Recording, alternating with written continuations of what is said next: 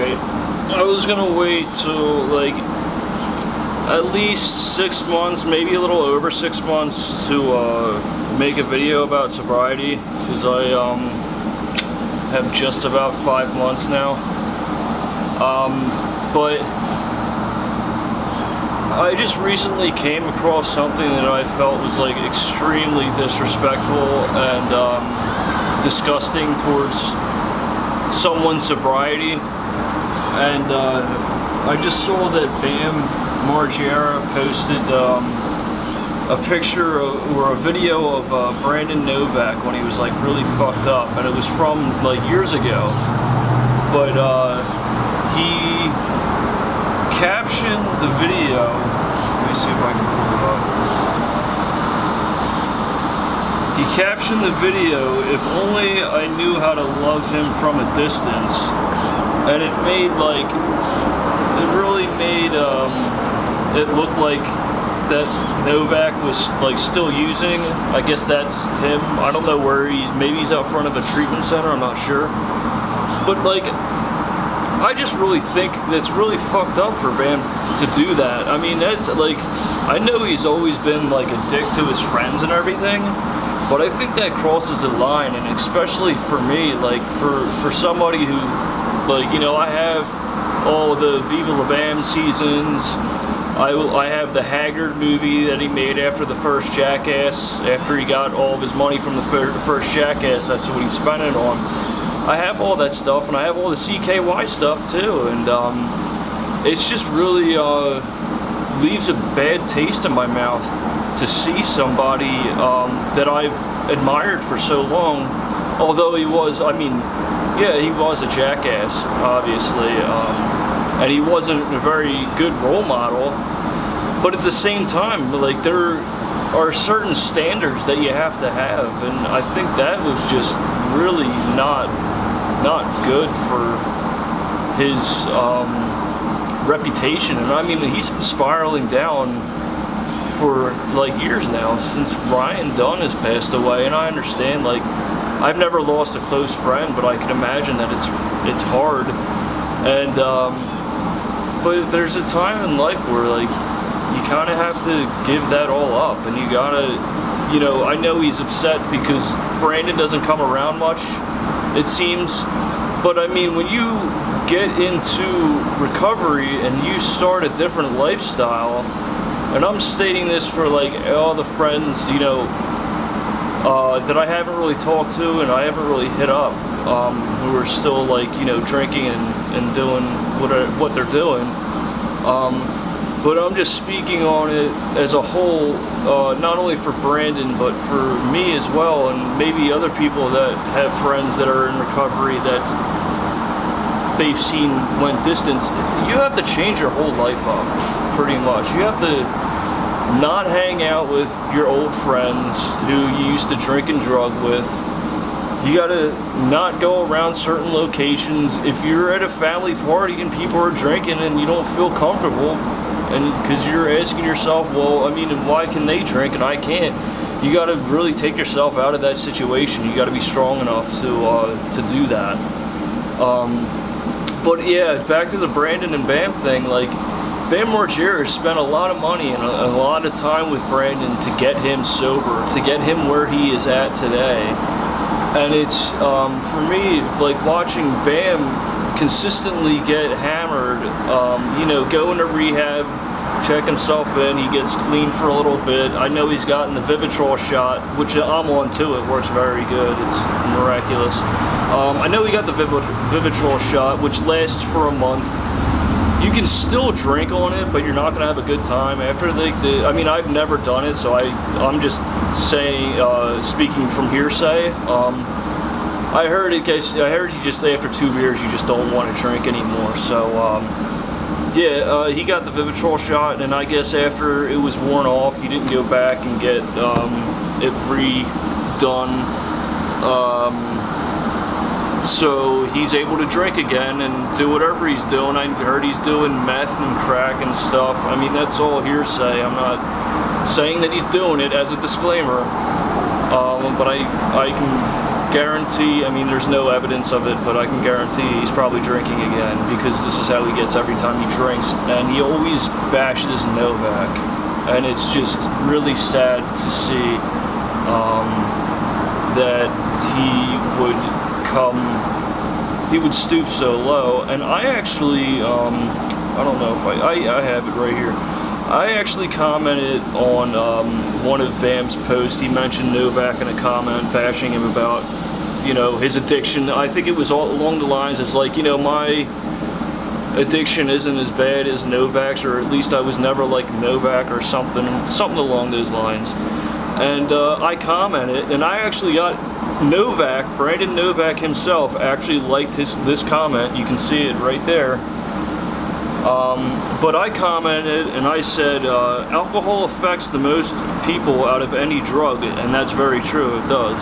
Because it's the most, I guess, you can get it whenever you want. And I say, yes, it is a drug. The consequence of each drug is going to be the same no matter what it is. Novak is never going to give up on you, just like you never gave up on him. You fought so hard for him to be where he is today. Don't bring him down. Be proud of him. He's doing what you wanted all along. He just wants to see you sober and live a happy life. You're definitely not happy. Maybe you won't ever get sober, but if you do, it'll be at your lowest point. You have to hit rock bottom before you get sober. And that last statement, you have to hit rock bottom before you get sober, is also very true amongst the community. You know, I really didn't disclose this information. I don't know if it's gotten around, but I went to jail for a month. I went up to George W. Hill for a month, and I spent some time there. And you know, it is true, you got to hit rock bottom, and I would never take that experience back. If I had to re-experience that experience, because I never experienced it before, in order to get sober, I would do it again. I mean, I probably, like, it's, you get what I mean, like, I just would never take that experience away. And you know, under the circumstances of how I got there, I don't blame the people for doing what they did, and I actually thank them for doing what they did time and time again, because it really saved me. Like, I was going down a rough spot. I was in a dark place, and I was doing, you know, things that I shouldn't have been doing. And it was affecting me and my loved ones. And, you know, when you're on shit like that, like, you can't, like, everybody knows what you're doing. Like, you can't hide it. You think you're hiding it, but you're not. But,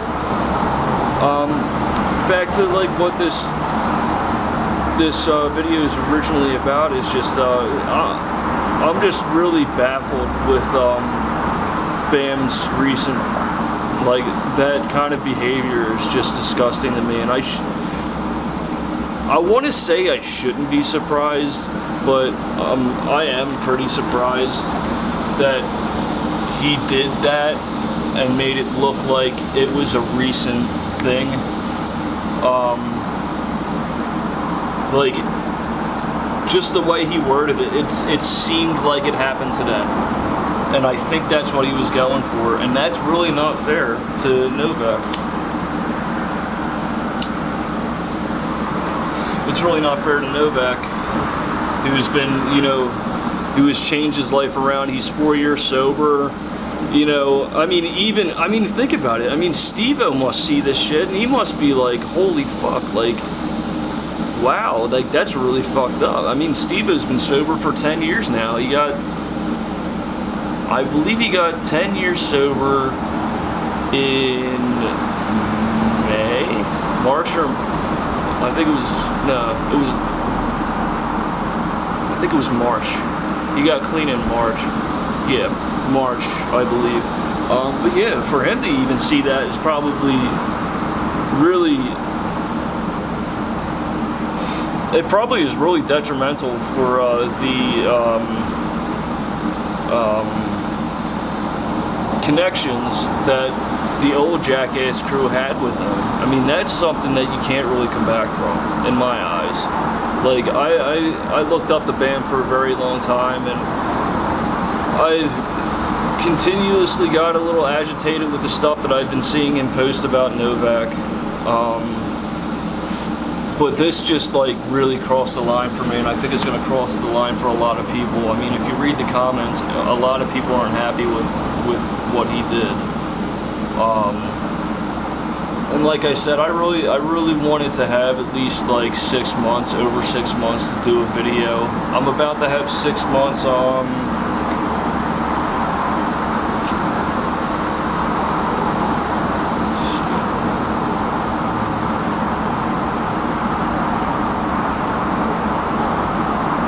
I have 141 days.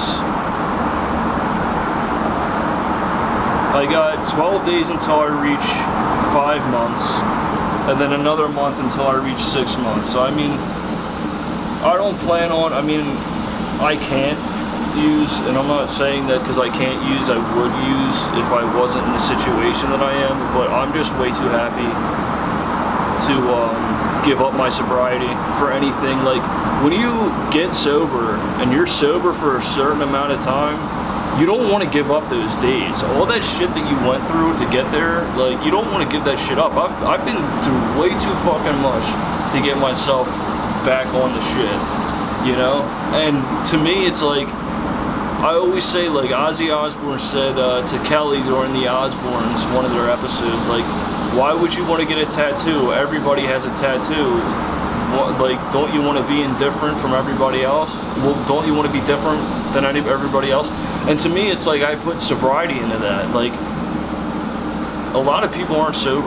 In my generation, they drink a lot and all that. And for me, it's like, damn, like, I can be different and I can not drink and I can not do drugs. And I can be, you know, an individual that way. Like, that's how I look at it. And I even want to quit smoking at one point, but I'm just doing one thing at a time. That's later on down the road. I'm actually working with some people for to quit smoking. But yeah, man, it's a journey to get sober, and you got to commit to it. And unfortunately, a lot of times you got to hit bottom before you get sober.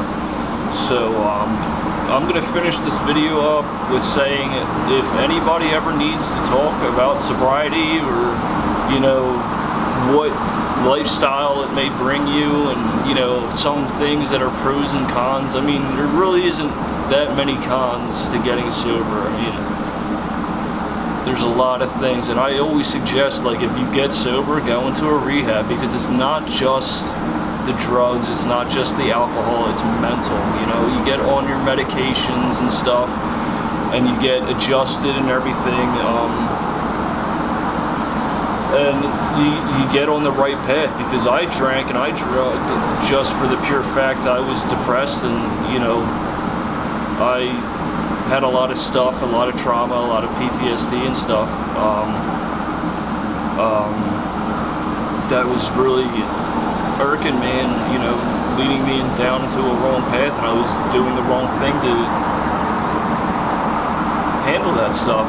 So anyways, if you want to hit me up on Facebook, or, you know, whatever, if you get in contact with me, I'm totally willing to talk with you, and you know, I can get you into treatment if you want. I know people that can get you into treatment, so if you need treatment, fucking horn.